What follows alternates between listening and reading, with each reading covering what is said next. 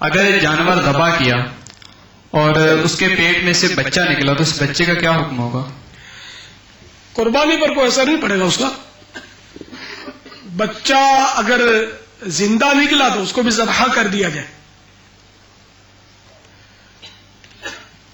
اگر مردہ نکلا تو اس کو پھینک دیا جائے. گوشت میں کوئی کسی قسم کی کراہیت نہیں ہے. جان بوجھ کر بچے والا جانور البتہ ذبح نہ کیا جائے، یہ مکروہ ہے. اب اگر فقیر نے قربانی کی نیت سے جانور لیا اور اب وہ جانور جو تھا وہ امید سے ہو گیا، حاملہ ہو گئی، تو اب اسی کو ذبح کرنا پڑے گا. فقیر کے لیے مسئلہ یہ ہے کہ قربانی کی نیت سے جو جانور لے گا اسی جانور کی قربانی اس پر واجب ہو جاتی ہے. اب بچہ نکلا زندہ اور بچے کو ایام اضحیہ میں ذبح نہیں کیا، قربانی نہیں کی اس کی، اور بچہ پال لیا. اچھا، بچہ اب قربانی کے دن نکل گئے تو اب ذبح نہیں کر سکتے، اب زندہ اس کو صدقہ کرنا ہوگا. اور اب صدقہ غنی کو نہیں دیں گے بلکہ کسی بھی غریب مسکین کو دے دیا، حقدار کو. بچہ آپ نے پال لیا، زندہ نکل گیا بالفرض، تو آئندہ سال بھی اس کی قربانی نہیں کر سکتے بلکہ اس کو اب زندہ ہی دینا ہوگا کیونکہ اس کا وقت گزر چکا اس کی قربانی کا.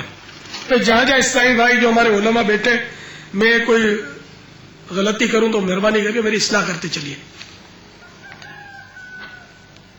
نہ اس بچے کو بیچنا ہے اپنے، بلکہ مسئلہ یہی ہے کہ وہ زندہ نکلا بچہ تو فوراً اس پر بھی چھری پھیر دی جائے، اس کو ذبح کر دیا جائے اللہ کا نام لے کر، بسم اللہ اللہ اکبر کہہ کر.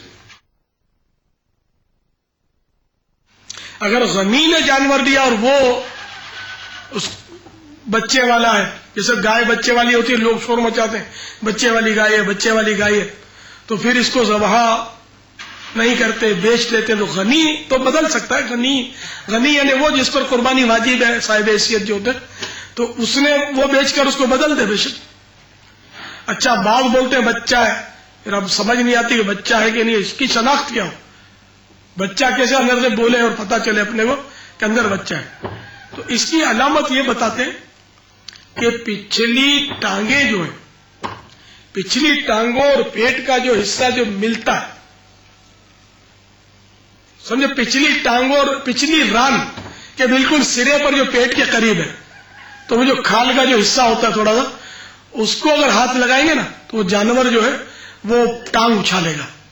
یہ بتاتے ہیں کہ یہ مادہ کے حاملہ ہونے کی علامت ہے. واللہ تعالی اعلم ورسولہ اعلم عز وجل وصلی اللہ تعالی علیہ وآلہ وسلم. یا سیدی، یہ دمبا ذبح ہونے کے فوراً بعد ساکت ہو جاتا ہے، پھر کچھ دیر بعد تڑپتا ہے، اس کی کیا وجہ ہے؟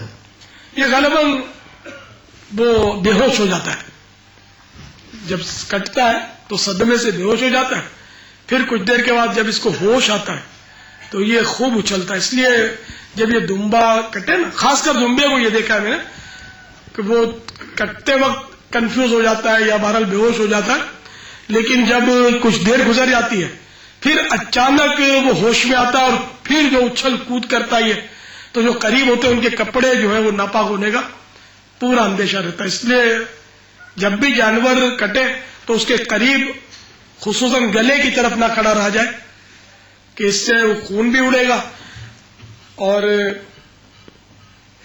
ہو سکتا ہے اس کی زیادہ قریب ہونے تو اس کی ٹانگ وغیرہ بھی لگ جائے، اور ٹانگ لگے گی تو پورے زور کے ساتھ لگے گی. واللہ تعالی اعلم ورسولہ اعلم عز وجل وصلی اللہ تعالی علیہ وآلہ وسلم. صلوا علی الحبیب صلی اللہ تعالی علی محمد.